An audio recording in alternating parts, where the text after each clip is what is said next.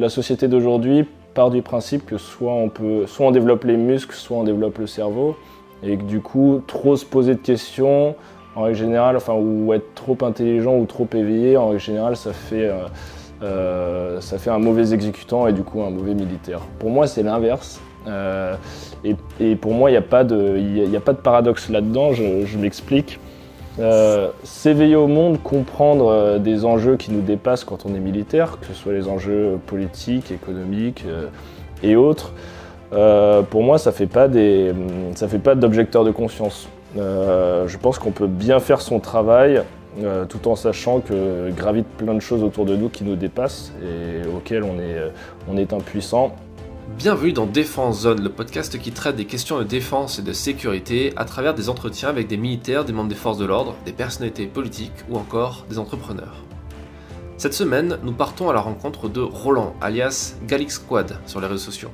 Cet ancien opérateur des forces spéciales nous parle de son parcours, du type de mission qu'il a pu réaliser au sein du premier RPIMA, mais aussi et surtout de sa vision du monde et de l'image parfois biaisée qu'on peut avoir de l'armée en France. N'oubliez pas de vous abonner au podcast et également à notre magazine papier en vous rendant sur le site défense-zone.com ou en cliquant sur le lien en description de cet épisode et nous souhaitons une bonne écoute. Donc nous sommes à Paris avec Roland, alias Galix Squad. Avant que je te demande de te présenter, est-ce que tu peux nous dire d'où ça vient Galix Squad ? Pourquoi tu te fais appeler comme ça sur les réseaux sociaux ? Alors, de base, je cherchais un nom qui soit un petit peu général et qui soit pas propre à ma personne. Je voulais pas incarner un personnage, mais plus un ensemble de valeurs et du contenu. Donc je trouvais squad assez rassembleur, un mot qui incarne plus une équipe qu'un individu, et Gallic, gaulois en anglais. Donc voilà, j'essayais de jouer la carte Frenchy, même à l'étranger. D'accord. Est-ce que tu peux te présenter, nous dire qui tu es, ce que tu fais ? Ouais, bien sûr, donc je m'appelle Roland, j'ai 33 ans maintenant, donc j'ai fait des études, j'ai fait une classe prépa économique et j'avais déjà envie de rentrer dans l'armée. Après la classe prépa, je me suis engagé militaire du rang. Dans les troupes de marine, j'ai fait 2 ans, 2 années fort enrichissantes mais qui ne me suffisaient pas et du coup j'ai présenté un dossier pour entrer au premier RPIMA dans les forces spéciales, qui a été accepté. À la suite des sélections, j'ai rejoint le régiment et j'ai exercé pendant 9 ans au premier RPIMA. Voilà. J'étais dans un groupe CTLO, donc c'est contre-terrorisme et libération d'otages. J'avais l'aspect de médic et maintenant, donc j'ai quitté il y a presque un an aujourd'hui et je me suis reconverti dans le conseil et la formation en sécurité. Pour une boîte qui s'appelle Chiron, qui a été montée par Alexandre, et on bosse ensemble maintenant. On fait principalement de la formation pour les forces armées et les forces de l'ordre. D'accord. Ouais, Alex, alias Alex French Sass, qu'on a pu rencontrer dans un précédent épisode et qui nous parlait du fait que, mine de rien, il y a quand même pas mal d'anciens du premier ou d'anciens des forces spéciales plus largement qui se reconvertissaient, qui arrivaient à trouver des trucs intéressants, qui allaient dans la suite logique, on va dire, de ce qu'ils faisaient. Toi, c'est un truc, est-ce que tu en avais conscience au moment où tu es rentré dans la FS ? Est-ce que tu t'es dit, quand je vais sortir, j'aurai peut-être plus de chances de trouver un truc intéressant qu'en restant dans la régulière ? C'est intéressant parce que beaucoup en parlent quand on est dans l'unité, beaucoup en parlent comme une reconversion logique, peu y accèdent. Je pense que notre génération est un petit peu plus concernée parce qu'on pousse moins longtemps, en tout cas moins jusqu'au terme de notre carrière, donc on se retrouve face à cette problématique de reconversion. Moi j'y songeais déjà, on en parlait beaucoup avec mes camarades. Après, entre la théorie et la pratique, on se rend compte qu'en débouché, il n'y a pas tant de portes de sortie que ça. Donc j'y songeais déjà, et puis je me suis dit que après 11 ans dans l'armée, dont 9 ans dans les forces spéciales, faire valoir des savoir-faire dans le milieu de l'entreprise autres que ceux ce pour quoi on a travaillé ces 10 dernières années, c'était compliqué. Et puis, ça m'offrait une transition en douceur entre le métier des armes et le monde civil, en continuant quand même à avoir un pied dans le milieu et l'autre dans le milieu civil, puisqu'on reste une entreprise privée. Oui, j'y songeais, et puis en fait, peu de temps avant de partir, Alex m'a parlé de la boîte et des perspectives de la boîte. Donc je pense que ça m'a aussi aidé à prendre ma décision de quitter au bout de 11 ans de service, en sachant que j'avais quand même cette carotte qui m'attendait, et ça m'offrait quand même une certaine stabilité et sécurité en sortie d'armée, quoi. Ok. Tu disais au début que tu t'es engagé en soldat de rang, en tant que soldat du rang, alors que tu avais fait une prépa, donc techniquement tu aurais pu peut-être rentrer au moins sous-officier ou peut-être même officier dans ce genre de spécialité. Qu'est-ce qui t'a poussé à commencer comme ça par le bas? J'avais quand même une volonté de vivre une expérience humaine et sociale particulière. En classe prépa, la population reste, même si c'est... il y a quand même une forme de melting pot de gens de tout horizon, mais j'avais envie de découvrir autre chose et de côtoyer d'autres franges de population, de gens avec un passif différent, avec des horizons différents, et surtout, j'avais déjà l'idée que le métier m'intéresserait plus en bas de l'échelle. J'avais pas de vocation à être décisionnaire. J'avais cette volonté d'être sur le terrain et d'être acteur de ce qui se passait plutôt que de prendre les décisions. La perspective de rester dans un bureau et de prendre des décisions au niveau stratégique, etc., c'est pas quelque chose qui me faisait fantasmer. J'avais besoin d'être sur le terrain, acteur de ce qui se passe, de voir de mes propres yeux ce qui se passait à l'étranger, et puis de ne pas mener une vie de bureaucrate. D'accord. Du coup, dans ce boulot d'opérateur dans les forces spéciales, j'imagine que ça va être pas simple tous les jours quand tu es engagé dans ce milieu-là, parce que tu fais des missions qui sont forcément plus dangereuses que les autres. Tu risques peut-être plus souvent ta vie à certains moments, ou pas d'ailleurs. Est-ce que c'est une image qu'on a quand on est à l'extérieur qui est faussée, ou est-ce que c'est quoi le quotidien concrètement d'un opérateur des forces spéciales, ce que tu as pu voir? Je pense que statistiquement parlant, effectivement, je pense que le quotidien reste plus risqué parce que le niveau d'engagement est plus important. On part quand même sur des missions assez sensibles, même s'il y en a d'autres moins, où il y a des prépositionnements dans certains pays, mais la plupart de nos opérations restent assez sensibles. Et notre corps de métier fait qu'on est quand même bien engagé. Donc oui, je pense que le risque est statistiquement sur le long d'une carrière plus important. Après, forcément, ça va dépendre. Il y a un facteur chance, ça va dépendre des missions auxquelles on va aller, etc. Ça a expliqué mon choix de rentrer dans les forces spéciales, donc je l'appréhendais plutôt bien en soi. J'avais besoin de me sentir au cœur du système et au plus proche de l'action et de l'actualité. Et pour être acteur de ce qui se passe, je pense qu'il y a un prix à payer, et ce prix, c'est de prendre des risques, quoi. On mène une vie quand même qui est exaltante en termes d'action, en termes de dangerosité, etc. On se sent vraiment vivant quand on mène cette vie-là, et le prix à payer, c'est forcément de prendre des risques, quoi. Donc je pense que j'étais prêt à le payer, et puis mes camarades également étaient prêts à le payer, parce que ça nous apportait beaucoup au niveau individuel, mais ça apporte aussi au niveau collectif. Il faut que des gens prennent la décision de prendre des risques et de s'engager pour que d'autres puissent vivre un peu plus calmement et en sécurité. Quand un soldat s'engage, peu importe sa spécialité, son niveau dans la hiérarchie, il y a cette logique de se dire il y a le risque potentiel de tuer quelqu'un ou d'être tué, de prendre la vie ou de perdre la sienne. Est-ce que dans les forces spéciales, c'est encore plus exacerbé, ce truc-là? Est-ce que les gens qui, peut-être au sein de la formation, au moment de la formation, l'entraînement, est-ce que c'est quelque chose qui est plus présent ou pas forcément? C'est pas quelque chose qui est forcément affiché, je pense que c'est quelque chose de latent.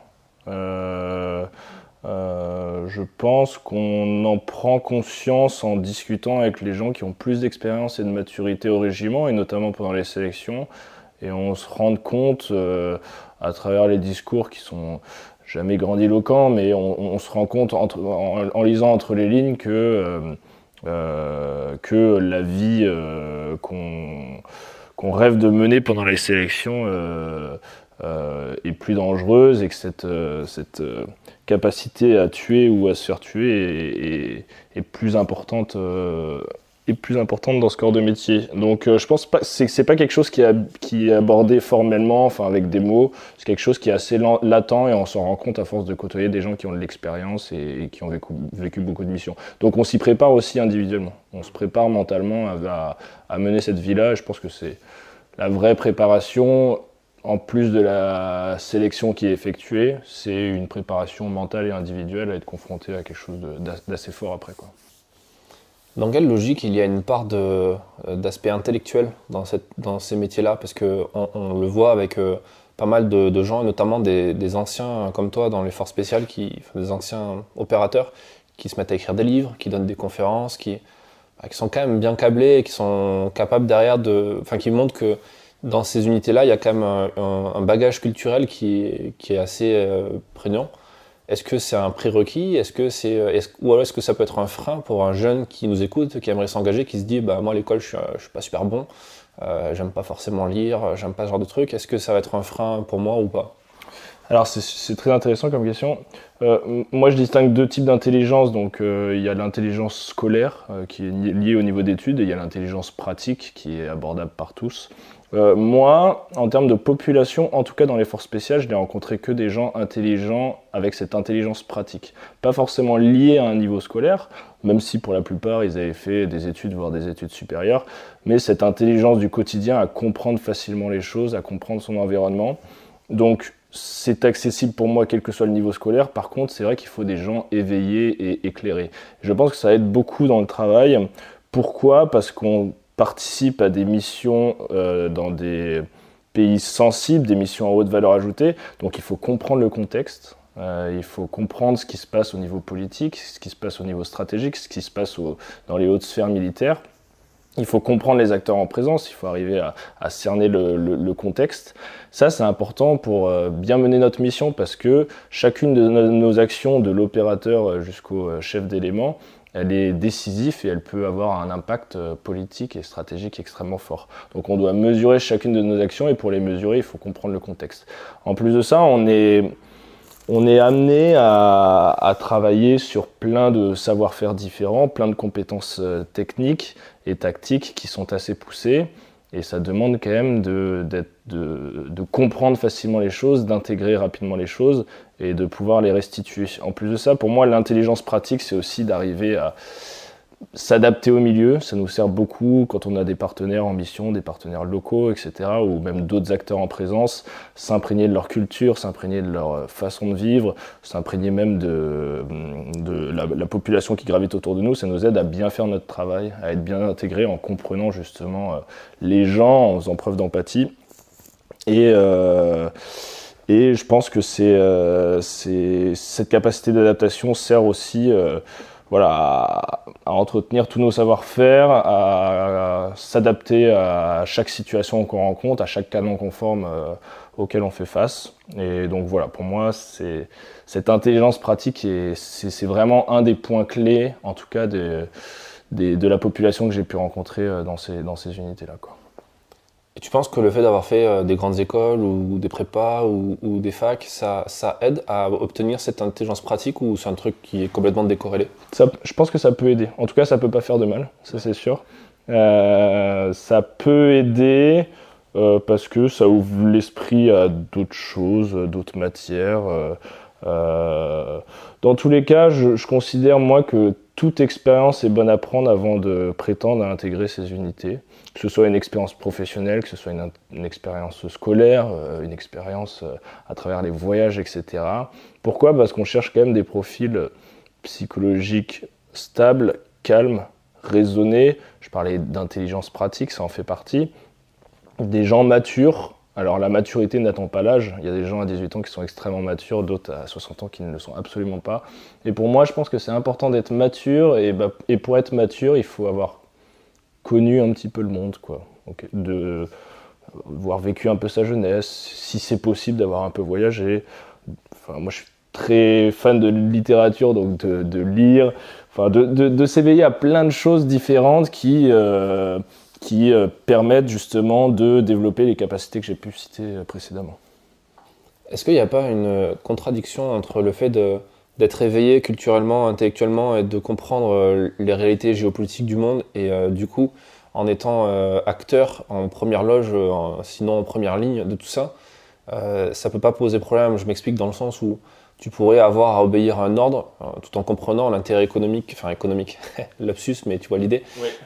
Et te dire, putain, j'ai quand même fait partie de ça, et ça, mine de rien, j'ai beau être patriote, etc., ça fait partie un peu de l'histoire, pas forcément très cool, de mon pays. Est-ce que c'est une réflexion que les gens peuvent se faire dans ce genre d'unité? C'est très intéressant. Enfin, c'est une problématique à laquelle j'ai réfléchi aussi tout le long de ma carrière, enfin, qui faisait écho dans mon esprit.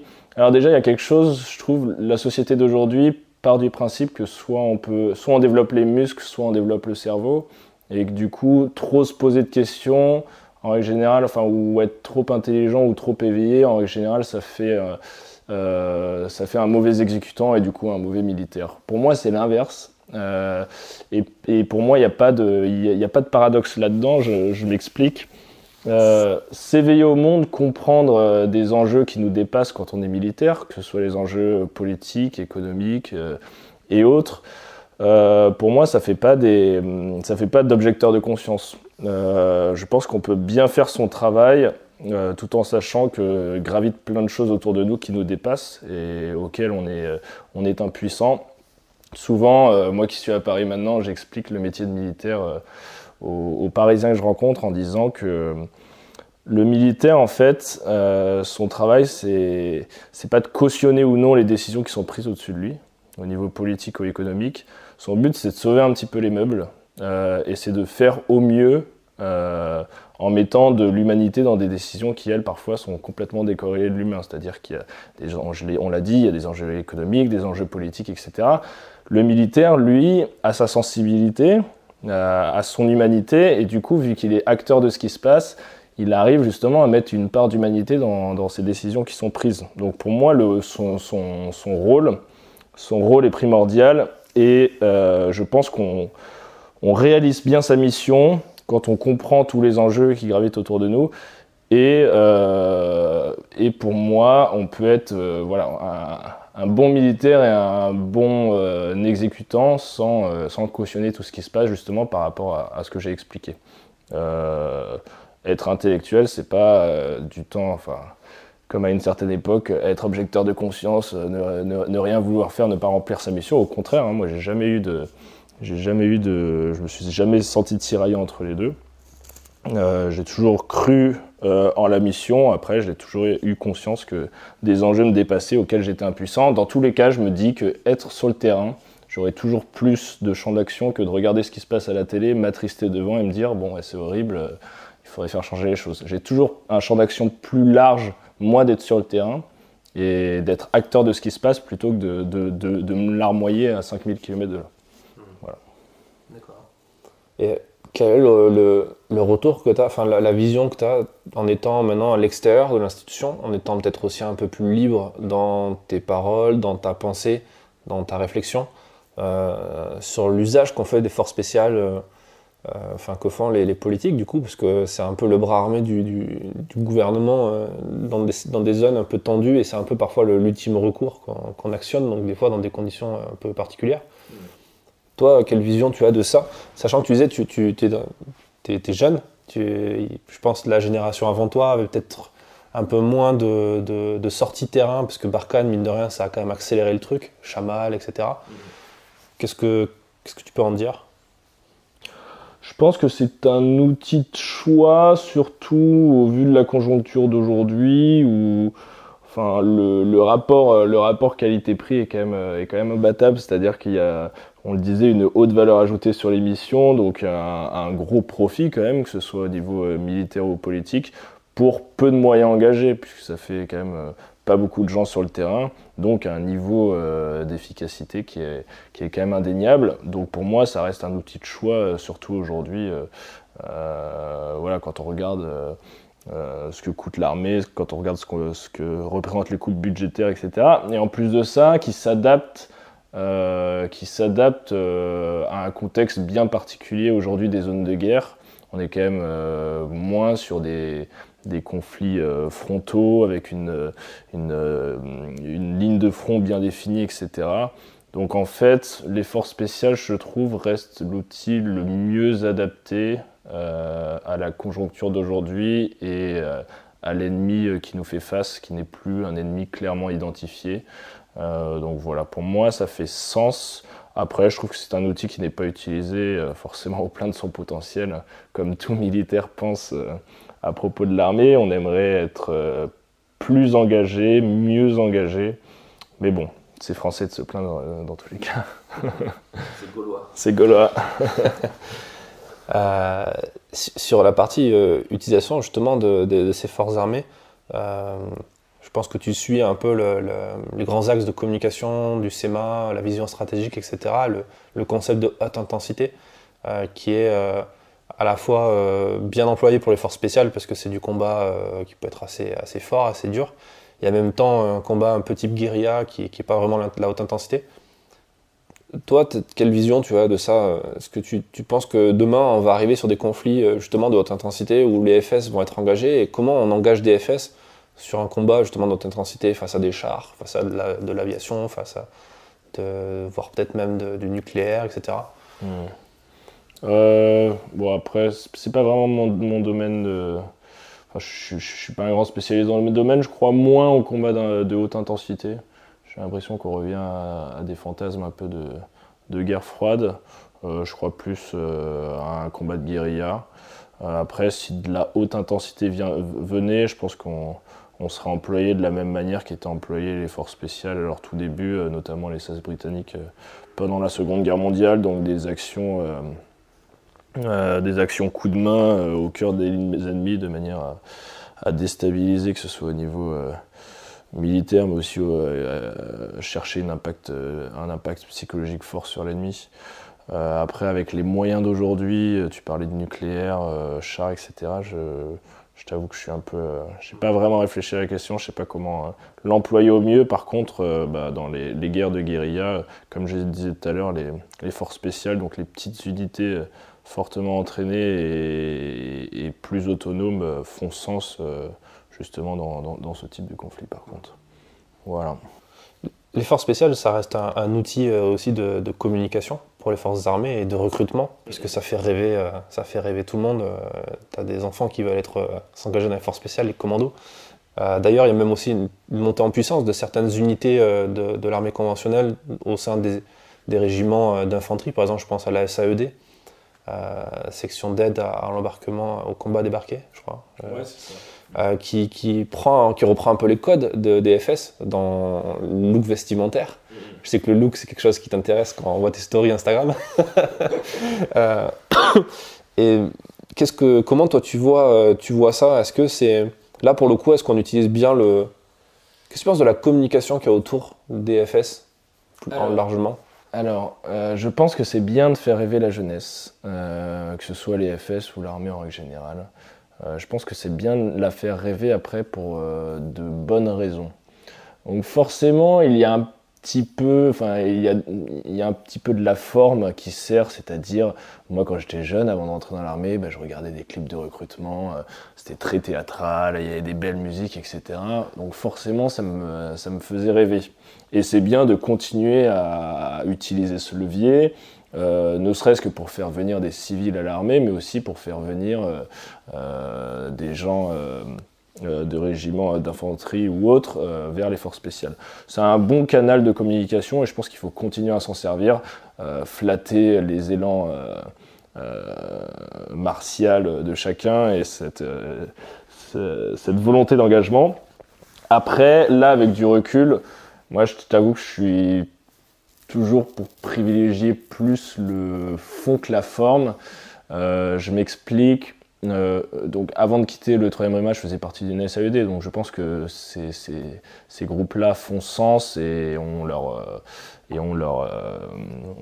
importance dans les unités.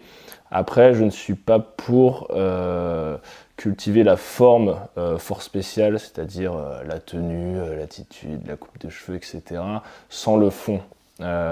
Pourquoi je dis ça? Parce que souvent les gens fantasment sur les forces spéciales en se disant ouais, c'est des cow-boys, ils portent des hockley, ça se passe bien pour eux, ils sont en claquette, on les voit en mission, ça se passe trop bien pour eux, ils bronzent, machin. Mais en fait, souvent c'est qu'on se rend pas compte du revers de la médaille. En fait, ce qu'il faut comprendre quand même dans les forces spéciales, c'est qu'on est extrêmement engagé, c'est extrêmement dur physiquement, psychologiquement. On passe certaines missions à bouffer du sable pendant 4 mois, à ne voir personne, sans aucun confort, avec rien, en complète autonomie. On est extrêmement engagé donc en termes de stress, en termes d'impact psychologique, c'est assez fort. Donc en fait, ceux qui cultiveraient exclusivement la forme au détriment du fond, alors que justement, c'est par le fond qu'on mérite la forme, je ne sais pas si je me fais comprendre. C'est-à-dire que, on achète un certain confort de vie, un certain laxisme sur la tenue ou autre, par justement à côté un quotidien qui est extrêmement dense en termes de mission, d'engagement, en termes d'entraînement, etc. Ça, c'est pas quelque chose qui est montré aux yeux de tout le monde et à l'opinion publique, et c'est bien normal. Mais c'est important, je trouve aujourd'hui de prendre conscience de ça, que les FS, c'est pas juste des mecs qui portent des Ray-Ban, c'est des gens qui sont engagés, qui ont quand même, statistiquement parlant, plus de morts, de blessés que les autres unités, etc. Donc il y a un coût à payer qui est relativement fort. Donc il faut continuer à privilégier ce canal-là de communiquer sur la forme, de faire des vidéos un peu mytho, etc. Mais ne pas oublier, notamment aussi pour les autres unités qui aspireraient à avoir le même niveau technique que les forces spéciales, que ça se paye et que on paye ça en termes de manque de disponibilité, d'intensité d'entraînement et d'intensité d'engagement opérationnel, quoi. Je trouve, voilà. Je ne sais pas si j'ai été très clair, mais je trouve c'est important de le rappeler, quoi. Ce n'est pas une question que de forme, hein. Il y a un fond, et le fond est difficile, vraiment. Le fond est difficile. Sans parler, je pense qu'on ne peut pas forcément trop l'imaginer sans être dedans, mais le fait aussi que ça doit être assez... il doit y avoir aussi quelques sacrifices en termes de vie sociale. Le fait d'être, par exemple, sous anonymat, ou de devoir pas forcément être capable de tout dire à sa famille, à ses proches. Est-ce que c'est un truc qui est compliqué à faire, par exemple? Je ne sais pas ce qu'il y a de plus dur. Ce qu'il y a de plus dur, c'est le manque de disponibilité, parce que, comme je disais, on part plus souvent en mission que d'autres unités, donc on est plus longtemps engagé à l'étranger. Enfin, en tout cas, en termes de fréquence, elle est plus importante. Et quand on est en France, en fait, on s'entraîne quand même de manière assez intensive. Donc, tous mes collègues, et même moi, c'était compliqué de poser des permes parce que dès qu'on avait un moment, on devait se tenir prêt et être au niveau techniquement pour partir sur la prochaine mission. Et quand on revenait de la mission, c'était reparti pour un entraînement assez intensif. Donc, ça laissait peu de temps, un temps moindre que ce que j'avais avant pour les à côté, et notamment la vie privée, etc. Donc effectivement, ce manque de disponibilité, je trouve, ça fait partie du coût à payer pour vivre des choses exaltantes à côté au niveau opérationnel, et c'est quelque chose dont on ne se rend pas forcément compte aussi au quotidien, mais l'entraînement est permanent et il est intensif, et ça se fait jour comme nuit, et c'est le cas aussi de beaucoup d'autres militaires, mais voilà, les heures ne sont pas comptées, quoi.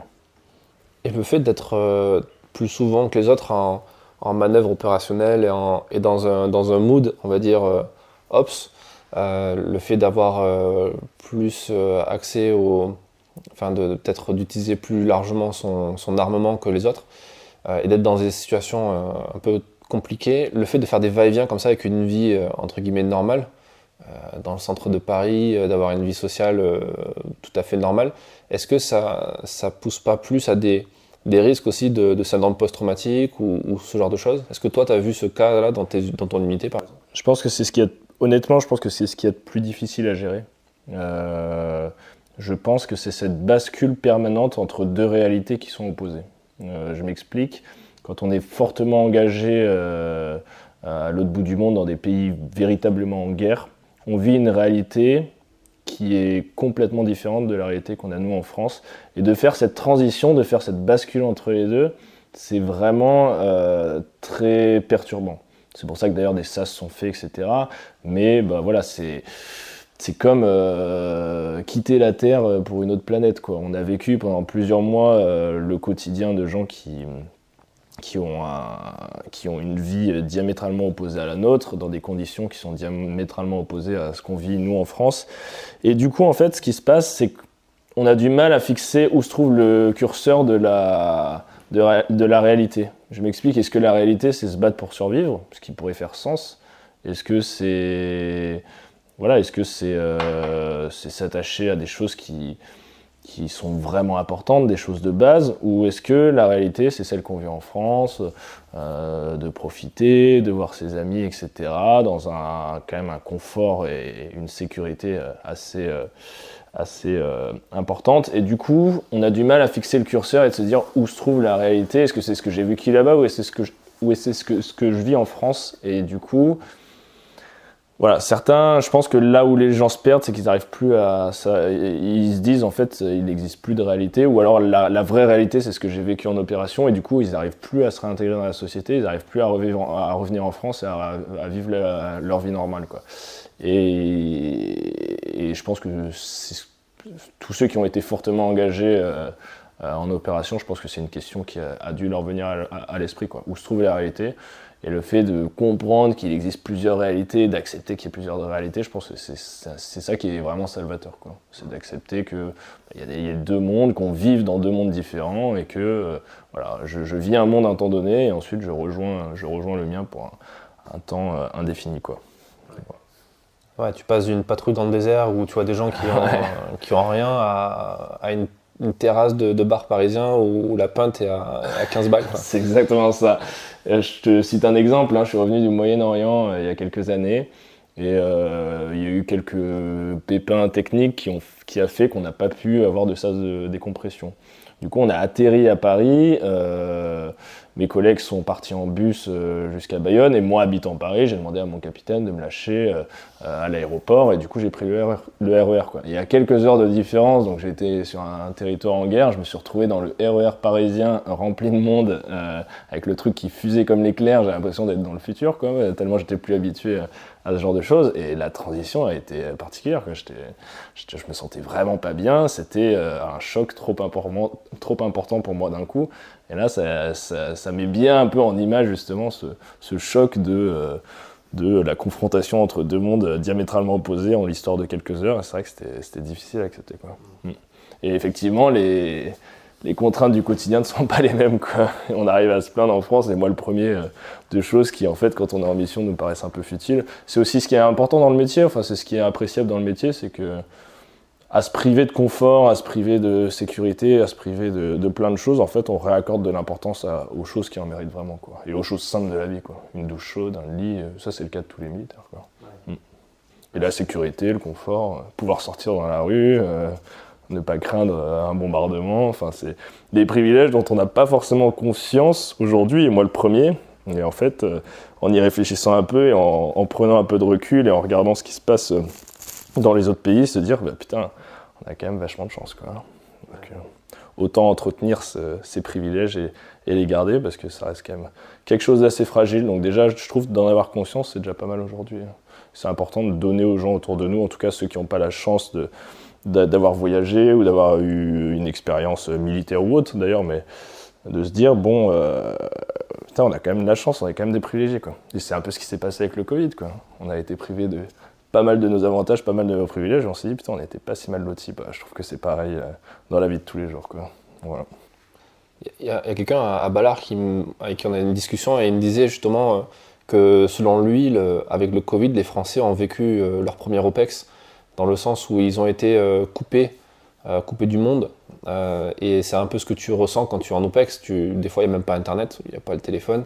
Et du coup, tu sais pas ce qui se passe, tu peux pas contacter les gens et il se passe des choses un peu spéciales du coup. Et tu réagis de façon différente effectivement, une fois que tu retrouves ce confort. Ah, c'est vrai, c'est vrai. Je partage le point de vue. C'est marrant parce que je suis parti en mission 2 jours après l'annonce du premier confinement. Et pour la première fois, je me suis senti comme s'il y avait une solidarité nationale quant à mon départ en mission. D'habitude, on part en mission et on se sent lésé parce qu'on voit nos amis sortir, on entend parler des soirées, etc. En fait, là, tout le monde était confiné, donc c'était comme si tout le monde avait un petit peu rejoint notre quotidien, même si, voilà, on est en mission, les conditions de vie sont ultra spartiates, on dort sur une planche en bois, etc. Enfin, quelques fois en tout cas. Et du coup, ouais, je pense qu'il y a un petit peu de ça. C'est un peu partager notre quotidien par la diminution de nos libertés et de nos privilèges. Ouais, c'est à peu près la même prise de conscience, je trouve, à différents niveaux, quoi. Quand un militaire s'engage, la période de formation est d'ailleurs assez contraignante. On prive volontairement la personne de liberté.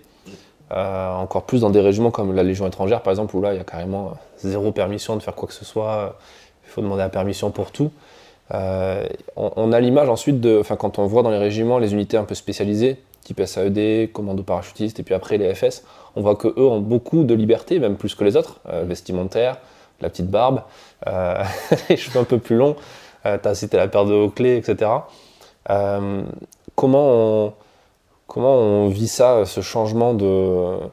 Est-ce que ça aussi, qu'est-ce que tu as appris toi sur toi en termes de discipline, en termes de rusticité par rapport à tout ça? Ouais, c'est intéressant comme question, j'essaie d'être clair. Alors déjà, pour arriver à ce niveau de privilège, entre guillemets, on passe par une phase où on en est privé complètement. Je m'explique, par exemple, pour entrer au premier PMA, vous avez 1 an de sélection. Pendant les 1 an, on était presque coupé du monde, enfin en tout cas en partie. Et la sélection était dure physiquement et psychologiquement afin de sélectionner un public bien défini. Donc, quand on retrouve un peu de liberté, un petit peu de confort et effectivement, sur la forme, sur la tenue, etc., ça peut paraître présomptueux de se dire ça, mais déjà on se dit qu'on l'a mérité. Et qu'en fait on le mérite au quotidien par rapport à tous les à côté qui sont moins drôles. Et notamment le fait en mission parfois je te dis, d'avoir des conditions extrêmement spartiates du fait d'être en complète autonomie, d'être au milieu de nulle part, ce qui est le cas d'autres militaires, hein, mais aussi par l'engagement opérationnel, donc la prise de risque qui est plus importante, le fait de voir des blessés de nos unités autour de nous, des morts, etc. Ça nous rappelle quand même qu'on paye cher le fait qu'à côté, dans le quotidien, on se plante pas plus que ça des bâtons dans les roues. En fait, s'il y a autant de liberté sur la tenue et autres, c'est parce qu'on a besoin que les gens soient concentrés sur leur cœur de travail. Et leur cœur de travail est suffisamment exigeant les monopolisent déjà suffisamment physiquement et psychologiquement pour pas qu'à côté de ça on leur impose des règles de forme qui n'ont ni queue ni tête. On veut que les personnels soient concentrés sur leur travail et du coup quand ils ont des moments de libre pouvoir souffler vraiment et en profiter vraiment. Après ce quotidien, ces restrictions limitées ne fonctionnent parce que la population a bien été sélectionnée. Je m'explique, ça reste quand même des gens, comme je disais tout à l'heure, assez éveillés et qui comprennent que c'est pas parce qu'on leur donne quelque chose qu'ils peuvent demander plus en retour. Je prends un exemple, la notion de hiérarchie est moins définie dans les forces spéciales, c'est-à-dire qu'on se tutoie pour la plupart des grades, arriver jusqu'à un certain niveau. C'est pas pour autant qu'il y a un manque de respect, c'est pas pour autant qu'il n'y a pas de la discipline, c'est pas pour autant que les gens font compas avec chacun, quoi. Parce que la population comprend que même si elle a des droits, même si elle a des libertés, et même si on lui lâche la grappe sur certaines choses, c'est pas pour autant qu'il n'est pas attendu au tournant, c'est pas pour autant qu'il ne doit pas se montrer respectueux, etc. C'est juste moins formel. Voilà. Est-ce que c'est pas une sorte de récompense aussi ou de carotte de dire, tu vois, si tu fais partie de cette unité, donc en gros, si tu as bien travaillé et que tu le mérites, on va un peu moins te saouler avec certains trucs? Ça doit jouer certainement. Je pense que ça joue aussi à l'aura. Tu parlais des canaux de communication. Je pense que indirectement, ça doit participer au fait que les jeunes rêvent de faire ça. Et moi, le premier, hein, quand j'étais dans les troupes de marine, j'en croisais 2-3, je me disais, ah, mais ça a l'air mieux quand même comme vie. Donc ça doit y jouer indirectement. Après, je pense que que ce soit dans les forces spéciales ou dans l'armée régulière, à partir du moment où on a beaucoup d'expérience, qu'on a fait ses preuves, qu'on a été beaucoup engagé, etc., en règle générale, on se permet plus de liberté dans le quotidien. Ça, c'est une théorie que j'ai. Plus on est engagé et moins on s'attarde sur la forme. Il suffit de regarder en Indochine, etc. Les vestes de tri étaient ouvertes, les gens étaient torse nu, etc. Pourquoi ? Parce qu'en fait, ils n'avaient pas le temps de se poser des contraintes de est-ce que je suis bien habillé, est-ce que mes chaussures sont bien cirées, etc. Parce qu'ils étaient tournés exclusivement vers l'engagement. Donc pour moi, il y a un lien de cause à effet entre être engagé, faire la guerre, faire son cœur de métier, et à l'inverse, cultiver un peu tout le folklore, la forme de est-ce que ma tenue est bien repassée, est-ce que j'ai tel trait à tel endroit, etc. Et souvent, ça se voit, hein, c'est là où parfois il y a un peu un gap entre certains chefs et des hommes de troupes qui sont un peu engagés. C'est parfois chez eux de trop cultiver la forme, le folklore, les cérémonies au détriment de l'engagement opérationnel et s'attarder aux choses qui méritent vraiment qu'on leur accorde de l'importance, c'est-à-dire l'entraînement et la finalité de l'entraînement qui est mettre en application en réel ce qu'on a appris, quoi. Quand on regarde ton activité sur les réseaux sociaux, tu as un compte sur lequel tu postes beaucoup de photos et de vidéos où tu te mets en scène en mode force spéciale, du coup, avec le même équipement que tu avais au boulot, ton uniforme de travail, ton armement, tes tactiques aussi de combat. C'est quoi le but de la manœuvre pour toi? C'est quoi ton objectif avec ça? Alors, il y a plusieurs objectifs. Déjà, je publie exclusivement du contenu de mon métier actuel et pas du métier d'avant, justement pour éviter des fuites d'informations qui n'auraient pas lieu d'être. Le premier but, c'est de communiquer un peu sur la boîte pour laquelle je bosse. Parfois indirectement, parce que c'est pas forcément des entreprises qui nous suivent, mais de faire parler de la boîte déjà, c'est bon, c'est intéressant en termes de business. Après, mon deuxième objectif, c'était d'essayer de pallier à l'absence de communication, en tout cas aux lacunes de communication de l'armée sur que ce soit le recrutement pour l'armée de terre, mais aussi pour les forces spéciales. Je trouve qu'il y a quand même des lacunes, en tout cas mon public, franchement, principalement là qui me suivent, c'est des jeunes. C'est très majoritairement masculin et qui se posent plein de questions comme je m'en posais moi à ma fin d'adolescence et mon début de vie d'adulte.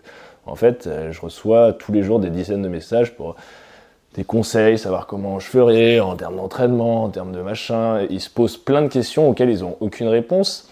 Du coup, on essaie de les orienter subtilement. Après, c'est normal qu'ils n'aient pas des réponses à toutes leurs questions parce que volontairement, on va pas diffuser sur les réseaux, etc., des contenus qui peuvent être sensibles et repris par des mauvaises personnes.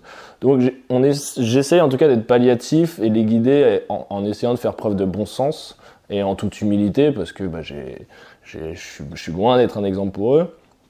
Dans mon quotidien et puis même dans mon passé, mais j'essaie de les guider comme j'aurais aimé moi être guidé à ma fin d'adolescence ou à mon début de vie d'adulte par rapport à ma petite expérience militaire. Et le troisième objectif de mon compte, c'est d'essayer de faire partager, encore une fois, avec humilité, l'image que j'ai de la société et de la France et qui est intimement liée à ce que j'ai pu vivre au niveau militaire. C'est-à-dire j'essaie de cultiver le bon sens, la nuance, l'amour de son pays pour les bonnes raisons, puis d'essayer de partager ce que j'ai pu apprendre au cours de ma carrière militaire et à travers les différents pays que j'ai pu visiter et les populations que j'ai pu côtoyer, ce que ça m'a apporté, ce que ça m'a fait gagner, essayer de le mettre par écrit et à travers des mots, et essayer de faire partager aux autres, voilà, comme d'autres le font. Voilà, c'est principalement ça, je pense, l'objectif. Puis créer un petit peu de contenu visuel, je pense que ça aide aussi un peu pour le recrutement à essayer de révéler certains potentiels, réveiller certaines vocations, même chez un public qui n'y est pas forcément soumis de base, quoi. Moi, j'essaie de m'adresser un peu à toutes les franges sociales, citadins, campagnards, etc. À tous ceux qui ne sont jamais posé la question, mais qui pourraient être intéressés de s'engager là-dedans, quoi. Je pense que tu as remarqué que le patriotisme en France a été, il y a des invités qui nous en ont parlé dans ce podcast, que le patriotisme est un peu assimilé à la droite et l'extrême droite en France, ce qui n'est pas le cas. D'ailleurs, c'est assez marrant dans beaucoup de pays, notamment aux États-Unis, où c'est un truc logique et qui transforme, qui va au-delà d'un parti ou d'une couleur politique. En France, c'est un vrai problème, c'est une vraie problématique en tout cas. Et là, dernièrement, on l'a vu avec le directeur de campagne d'Éric Zemmour, qui est quand même un candidat qui se positionne plutôt à droite, et son directeur de campagne est un ancien général de l'armée, donc ça donne forcément une teneur à la chose. Le fait de revendiquer comme ça ce côté patriotique et la France et les valeurs de la France, est-ce que toi tu as l'impression que ça fait quelqu'un de toi de droite ou de quelqu'un de droite ou pas forcément? Non, du coup, au contraire, je trouve ça dommage que le patriotisme ait été politisé. Pour moi, être patriote et aimer son pays, ça définit pas une orientation politique de droite ou de gauche. Et c'est ce que j'essaye un peu de vendre à travers les quelques discours que je tiens, c'est que aimer son pays, c'est faire preuve de bon sens. Et en fait, c'est le seul lien qui nous rassemble, quelles que soient les sensibilités de chacun, quelle que soit la provenance des gens, etc. C'est ce socle commun qui nous permet de tendre vers quelque chose de cohérent au niveau collectif. Pour moi, il suffit de regarder dans une famille, il y a plein de différences, etc. Ce qui rassemble la famille, c'est le lien du sang. Et au niveau du pays, au niveau de la nation, le seul lien en commun et qui fait qu'on doit se sentir proches les uns des autres, comme une famille au sens élargi du terme, c'est l'amour qu'on a pour son pays. Du coup, moi je trouve ça dommage que ce soit politisé, parce que je pense que c'est juste faire preuve d'intelligence, et en fait ça servirait les gens de gauche comme de droite, quoi, parce que les gens de gauche rêvent du vivre ensemble et les gens de droite rêvent de plein d'autres choses, et le vrai vivre ensemble pour moi passe à travers le patriotisme, c'est-à-dire que si je me sens proche de mon voisin, c'est parce qu'on partage un bout d'histoire commune, une langue commune et un certain nombre de valeurs qui sont propres à notre nationalité et que beaucoup d'autres pays d'ailleurs nous envient, quoi. Et pour moi, c'est ce qui rassemble. D'ailleurs, je bosse pour une association qui s'appelle Laissez-les servir en Seine-Saint-Denis, qui est tenue par un ancien militaire des troupes de marine et qui récupère des jeunes quasiment exclusivement des jeunes de cité un peu perdus, déstructurés, qui sont sortis du système scolaire et parfois dont les parents désespèrent de les ramener à la raison. Et en fait, il récupère ces jeunes-là, il fait des sortes de colonies où ils sont en treillis, etc. Il les emmène dans des villages, etc. Et le mot d'ordre, c'est l'amour de la France. Et on se rend compte que ces jeunes-là, complètement perdus, qui n'ont jamais eu affaire à l'autorité, sortis du système scolaire, etc., ils adhèrent à fond là-dedans, et ça fait écho avec ce qu'ils recherchaient en termes de limites, en termes de cadre, en termes d'ambition, en termes d'objectifs dans la vie. Et en fait, si ça fonctionne chez eux, je pense que ça fonctionnerait chez tout le monde. Donc non, moi je me positionne pas, c'est aussi lié à mon passif de militaire. Enfin, on se sent toujours... Je parlais d'être décorrélé par rapport aux décisions politiques qui sont prises quand on est militaire. Bon, je l'applique encore un peu aujourd'hui, ça veut pas dire que je suis complètement neutre, mais je me dis... Par exemple, les militaires ont eu le droit de vote extrêmement tard, même après les femmes. Et c'est pour une raison bien particulière, c'est qu'ils sont pas censés baigner dans la sphère politique, ils ont un autre travail qui est de garantir la sécurité des gens en travaillant à l'extérieur. Donc pour moi, voilà, j'ai mes convictions personnelles, j'ai mes idées, mais en tout cas, dans dans ce que j'exprime, je me tiens loin des discours politiques parce que j'ai envie de rassembler au mieux selon des idées qui me semblent, pour le coup, décorrélées des politiques, et notamment la mort de la France. C'est intéressant. J'aimerais bien avoir ton avis sur un point qui est pas super lié à ce qu'on vient de dire, mais ça reste un peu dans la même logique, sur les sociétés privées, les sociétés privées militaires. Je pense par exemple à des structures comme Wagner, tu vois, qui sont dans l'actualité aujourd'hui, puisque si la France risque de partir du Mali, c'est un petit peu par rapport à ces questions-là. Toi, qu'est-ce que tu penses de ça? D'ailleurs, tu as rencontré des gens de Wagner sur le terrain ou... Alors, si j'en ai rencontré, je n'étais pas au courant. Mais non, tu en as neutralisé peut-être. Non, on se tient traditionnellement extrêmement loin de tout ce qui sonne russe. Alors, qu'est-ce que j'en pense? Je pense que Wagner, même s'il se présente comme une société militaire privée, ils sont tellement à la botte du gouvernement que je suis pas sûr que privé soit le terme, quoi. C'est plus une excuse qu'autre chose pour pouvoir permettre certaines missions, ou en tout cas certaines opérations. Moi, quand j'entends société militaire privée au sens Wagner, ça me fait un petit peu peur en termes de morale et d'éthique. Pourquoi ? Parce que pour moi, une société militaire privée, c'est pas une entreprise qui cherche le profit dans un secteur d'activité comme celui-là. Pourquoi ? Parce qu'en fait, on peut très vite sortir de la morale et de l'éthique. Notre métier, c'est quand même parfois de faire preuve de violence. Et si la violence ne sert pas une cause juste et noble, pour moi, c'est extrêmement problématique. Et l'argent n'en est pas une. On parle de violence légitime. Quand on parle de violence de l'État, le métier des forces spéciales, c'est d'avoir le droit, un peu comme le bourreau à l'époque, de rendre justice en quelque sorte, en tout cas d'appliquer, mais dans un cadre légal, quoi. Exactement. C'est de faire confiance quelque part aux décisions qui sont, à ce dont aspire la France, mais en pleine conscience de ce qui se passe. C'est-à-dire par rapport à ma propre morale et ma propre éthique, je fais preuve de violence pour quelque chose qui m'est supérieur. Donc après, de toute façon, c'est le rôle du soldat premier, ça fait même partie du code de soldat. On n'applique pas les ordres ou on ne respecte pas des ordres qui nous paraissent contraires à notre morale ou à notre éthique, donc c'est important. Et dans le cas des sociétés, on part du principe que au niveau nation, même si encore une fois tout est discutable, on en parlait tout à l'heure, on part du principe que en règle générale, ce qui est défini en termes de mission et d'opération, ça sert l'intérêt général. En tout cas, l'intérêt des Français, en ce qui concerne les missions de la France, directement ou indirectement. Le problème des sociétés militaires privées, c'est que souvent ils servent leurs propres intérêts.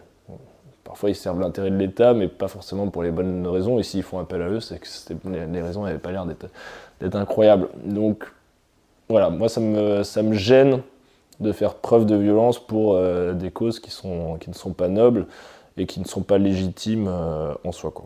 Voilà. Je sais pas quoi penser de Wagner. Je sais que ça fait beaucoup de bruit aujourd'hui. Quel est leur niveau d'influence ? À quel niveau ils peuvent être pilotés par le gouvernement, je ne sais pas. Mais voilà, pour moi c'est un danger que tout soit privatisé et que la guerre aujourd'hui, à partir de la société privée, on a pu voir les limites, même en Afghanistan, en Irak, avec des sociétés américaines où les mecs faisaient un peu n'importe quoi, ils recrutaient des gens un peu frustrés de l'armée ou qui s'étaient fait virer de l'armée, donc il n'y a pas un vivier en fonction des boîtes de gens extrêmement solides. Et justement, c'est pour ça qu'on ne s'identifie pas à proprement parler comme une société militaire privée. On agit et on ne forme que sous l'aval du gouvernement. Et puis on essaye de s'entourer de gens qui pensent comme nous et qui justement, je pense, partagent ce en quoi on croit en termes de morale et d'éthique. Est-ce que plus largement, sur la question des sociétés militaires privées, et dans une moindre mesure forcément la formation d'opérateurs dans la sécurité privée, qui devient de plus en plus répandue, on va dire. Chiron est une société qui forme des gens dans le cadre de la sécurité privée, comme il y en a d'autres. et de plus en plus aussi, même si ça reste aussi dans un cadre légal et de plus en plus bordé. Est-ce que tu penses qu'on va vers une société au sens large, on va dire, où on va faire appel de plus en plus à ces gens-là? Est-ce que l'armée de terre française va pas se diriger un peu comme l'armée américaine à sous-traiter certaines missions et de plus en plus peut-être même régaliennes, comme des opérations à l'extérieur ou même à l'intérieur, hein, sur des sentinelles, ce genre de choses? Je pense pas forcément. J'ai l'impression que c'est un peu cyclique. Il y a eu des phases où la France a toujours fait appel à des sociétés militaires privées. Hein. Ça date un petit peu. Je suis pas sûr qu'il y ait une recrudescence aujourd'hui, et notamment en France, de l'importance des sociétés militaires privées, notamment au niveau opérationnel. Je pense qu'elle voudra toujours garder le contrôle, justement, dans ce souci de morale et d'éthique, garder la main mise sur les gens qui partent à l'étranger. Donc je pense pas. Si des opérations sont sous-traitées, ce sera des opérations un peu plus classiques, ou en tout cas qui n'engagent pas la France au niveau éthique.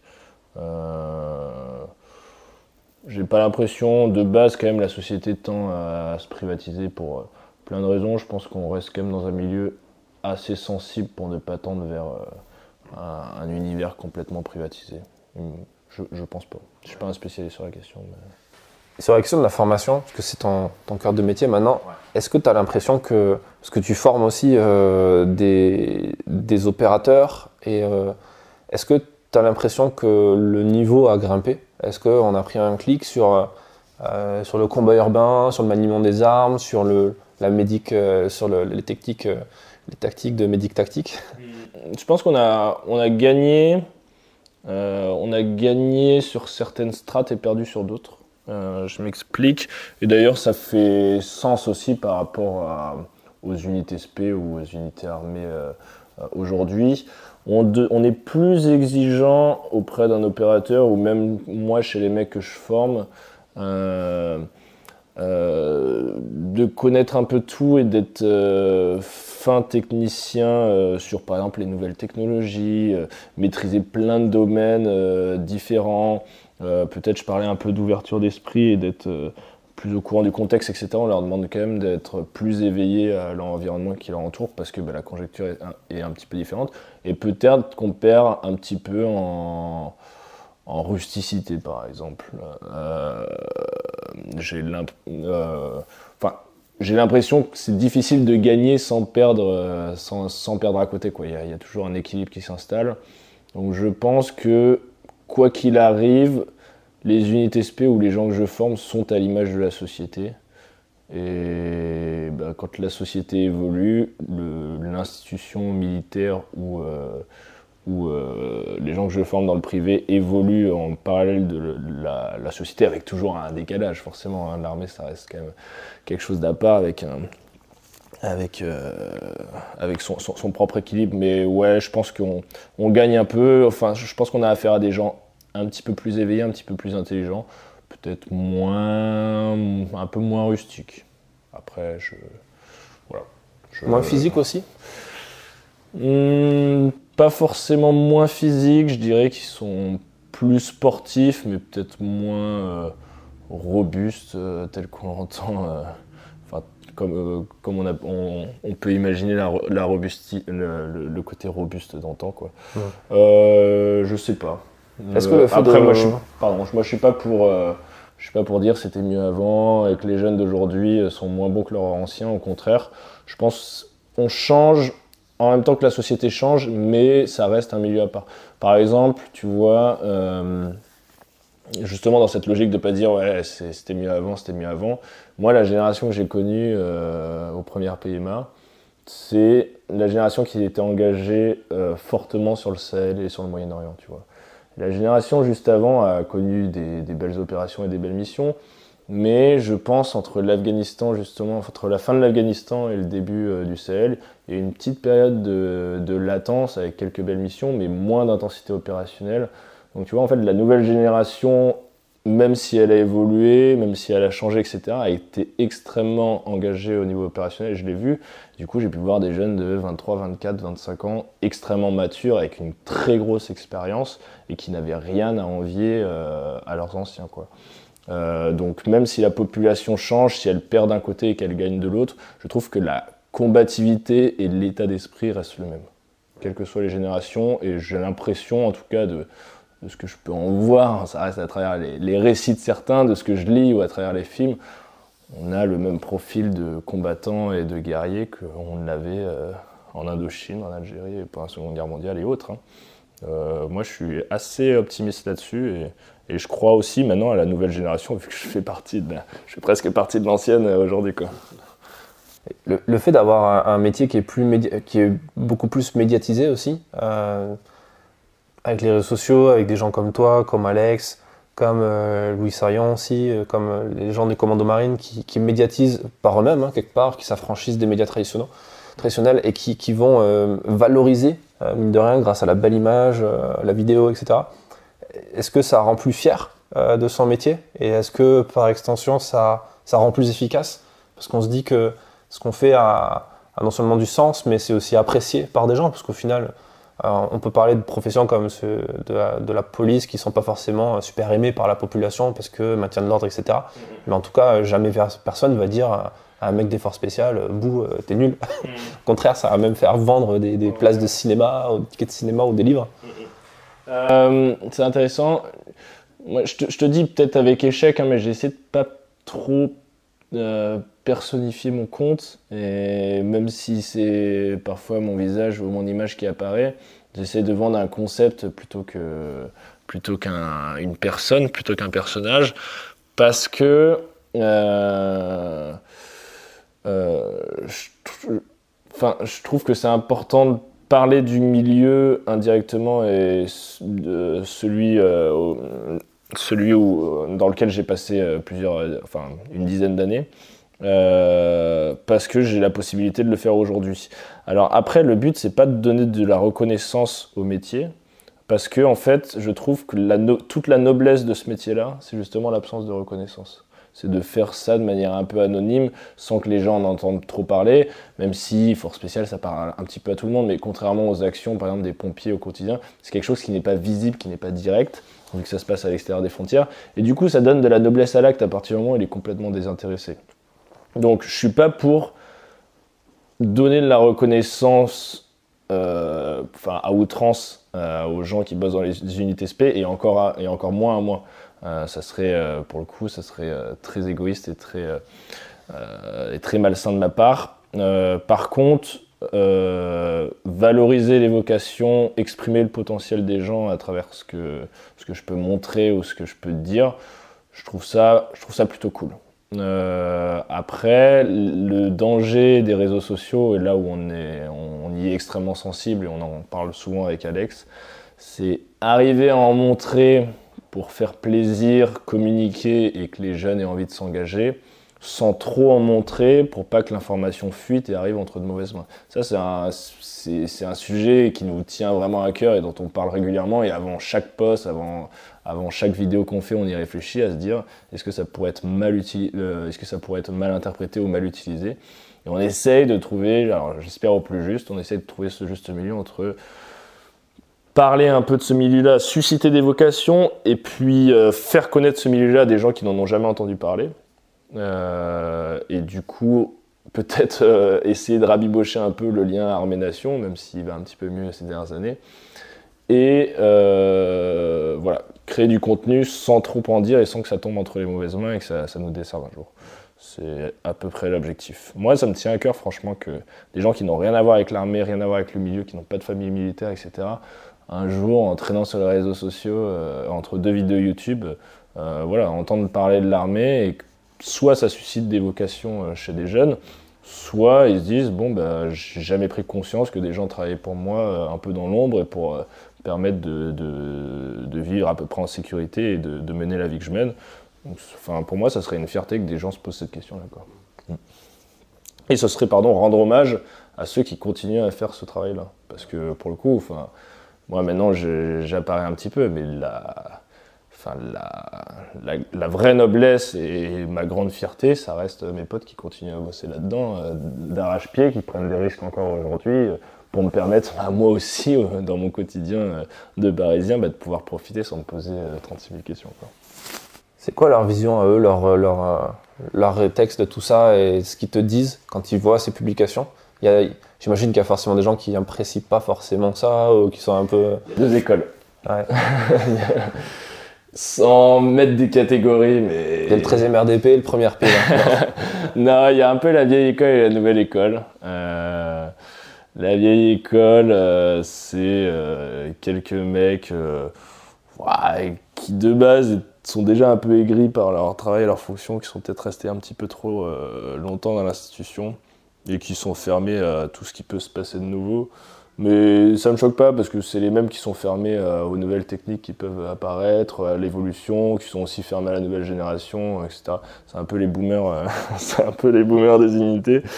Donc eux, en général, sont pas très réceptifs et puis ça m'arrange parce que de base, c'était pas forcément mes meilleurs potes à l'époque et puis des gens avec qui on s'entendait pas forcément. Et je crois, en tout cas, il me semble que la nouvelle génération, en tout cas les gens de ma génération que j'ai côtoyés et ceux qui sont arrivés après, soit ils sont sensibles, soit n'y sont pas hostiles. Et j'essaye, après, pas forcément avec toujours beaucoup de réussite, mais j'essaye que ça leur serve un petit peu et de donner la meilleure image possible. Voilà, après, je reste humain, c'est perfectible. Mais je suis encore en communication avec eux, on en discute. Et puis voilà, j'essaye de transmettre aussi, ce qu'ils peuvent pas dire ou ce qu'ils n'ont pas la possibilité de dire à travers leur métier et essayer de leur rendre hommage indirectement en les faisant connaître au plus large sans que ça leur soit préjudiciable, quoi. Voilà. Parlons d'un truc un peu polémique. C'est ce moment où le communicant il écoute le podcast, il commence à se crisper et il commence à se dire merde, qu'est-ce qu'il va dire. T'as complètement le droit de me dire que t'es pas chaud de répondre ou tu vois pas quoi répondre à ça, il n'y a aucun souci. On parlait de formation, de transfert de compétences aussi. Une des missions des forces spéciales aujourd'hui, c'est une des missions essentielles quelque part, c'est aussi la formation des unités alliées. Des unités alliées qui sont alliées au temps T, qui le seront peut-être pas, et dans l'histoire on l'a vu, qui le sont en général pas forcément sur le temps long. Je pense par exemple à ce qui s'est passé en Afghanistan, où on a des forces armées afghanes qui ont été formées et ça a coûté littéralement des milliards de dollars. Alors c'est surtout les Américains et moins les Français, même s'il y a les Français un peu là-dedans. Aujourd'hui c'est au Mali, pour encore quelques temps on va dire, plus ou moins. Ça l'est aussi en Irak, ça l'est dans d'autres pays. Quel regard toi tu portes sur ça, sachant les efforts que tu fais avec Alex pour faire en sorte que ça soit pas dans des mauvaises mains sur les réseaux sociaux, quand c'est un ordre de l'État qui dit maintenant tu vas apprendre tout ce que tu sais à un soldat qui peut-être un jour, on ne sait pas trop, va peut-être retourner ça contre toi ou contre des innocents ou des moins innocents. Quelle vision tu as de ça ? Alors, moi aujourd'hui dans le privé, l'État peut pas m'obliger à le faire, ce qui est pratique. C'est-à-dire que si j'ai mon droit de regard et si ça me plaît pas ou si ça plaît pas à la boîte, on leur dit non. Après, tu me parles quand j'étais dans l'armée du coup. Ouais. Ou peut-être les gens qui sont encore là et qui les gens qui sont encore là n'ont pas trop le choix de le faire. Par rapport à ma propre expérience, la plupart des partenaires avec lesquels j'ai travaillé et des gens que j'ai formés étaient humainement, en tout cas au temps T, je trouve en tout cas c'est le ressenti que j'ai eu, des bonnes personnes. C'est d'ailleurs la grande force de l'armée française, la grande force de la France, c'est d'arriver à créer des liens forts avec les partenaires qu'elle forme, ce que n'arrivent pas du tout à faire les Américains, les Anglo-Saxons, etc. Malgré le manque de moyens, on est toujours plus proche des gens que ne le sont les unités étrangères parce qu'il y a une petite patte française qui est peut-être liée à notre histoire, mais on arrive à comprendre, à s'intégrer, à s'imprégner de la culture, ce qui fait que ça marche souvent très bien. La plupart des gens que j'ai formés,